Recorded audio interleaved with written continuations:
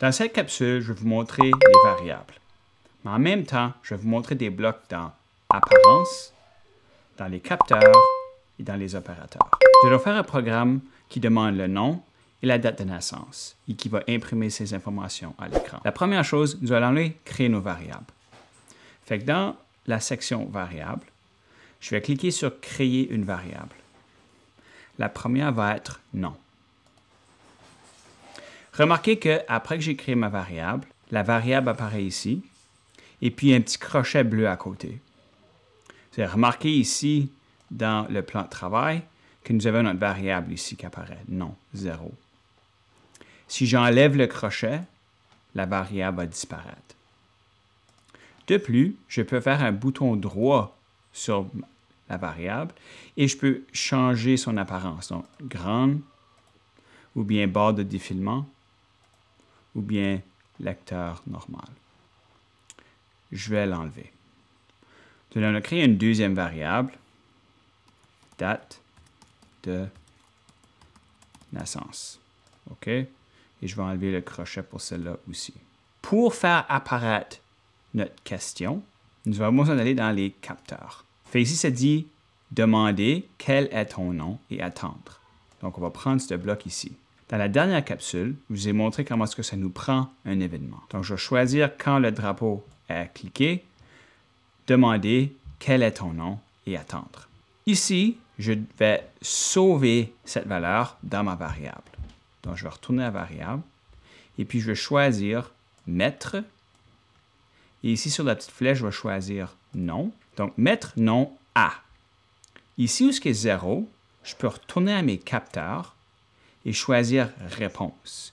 Et remarquez que réponse rentre à l'intérieur. Ici, dans Scratch, la question qui est posée, cette valeur-là va dans réponse.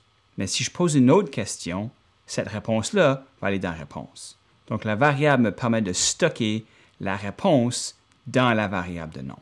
Donc, si on fait un test, si j'exécute mon programme, quel est ton nom? Et je puis répondre. Sauf que là, il n'y a rien qui arrive parce que je n'ai pas dit à mon programme de faire autre chose. Donc, je vais aller dans la section de Apparence et puis je peux dire bonjour pendant 2 secondes. Donc, je vais prendre ce bloc et puis je vais l'attacher. Ici, dire bonjour pendant 2 secondes. Je veux que mon nom apparaisse ici. Donc, si je vais dans Variable, je peux prendre nom et le mettre à l'intérieur de la bulle. Donc, si j'exécute, quel est ton nom? Je vais écrire le mien. Ça dit Michel. Ce que j'aimerais, c'est qu'ils disent bonjour, Michel. Donc, ici, je dois enchaîner du texte avec ma variable. Pour faire ceci, je vais aller dans Opérateur. Et dans Opérateur, j'ai un bloc qui dit regrouper. Avec ce regroupement ici, je peux ici mettre bonjour et je vais faire sûr de laisser un espace pour pas que mon bonjour soit collé à ma variable. Je peux ensuite prendre le nom et la mettre dans la deuxième bulle. Donc, bonjour, dans mon cas, Michel.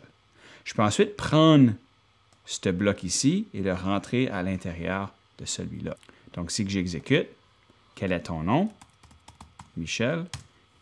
Bonjour, Michel. Encore, pour vous montrer, ici, j'ai laissé un espace. Si j'enlève cet espace et j'exécute mon programme, lorsque je mets mon nom, vous allez voir, c'est collé ensemble. Le pendant 2 secondes est la longueur dont la bulle de texte va rester. Je peux toujours modifier cette valeur. On va faire une deuxième question. Donc ici, je vais aller chercher mon capteur et puis je vais dire demander une autre question. Je vais la mettre avant.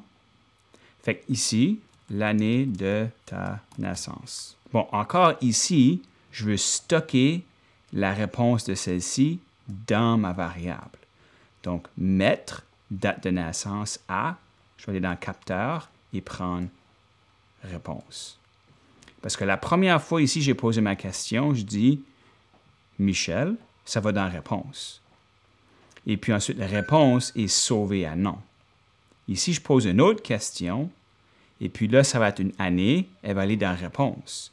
Si je ne l'avais pas stocké à l'intérieur, je perdrais cette valeur-là. Donc là, je veux ajouter un autre dire. Je vais sortir mon opérateur ici, parce que là, je vais ajouter un calcul. Donc, je vais aller dans Opérateur, Et puis, je vais aller chercher une soustraction. Parce que je veux faire 2020, qui est l'année. Et puis ensuite, on va soustraire la valeur de date de naissance. Fait ici, je peux dire tu as, espace. Je vais enlever le nom ici. Puis je vais mettre cette valeur-là. Donc, ça veut dire tu as le calcul de ceci. Dans mon cas, c'est 38. 1. Mais là, je veux ajouter mon texte pour 1. Donc, je vais aller chercher un autre regroupement. Puis ici, je peux mettre espace en point. Et puis, ceci, je peux le placer dans la première bulle. Donc, ça veut dire tu as 38 ans. Et puis, ceci, je peux mettre à l'intérieur de cette bulle. Et puis, je vais accrocher ça ici. Si j'exécute mon programme, quel est ton nom? Michel. L'année de ta naissance, 1982. Bonjour Michel, tu as 38 ans.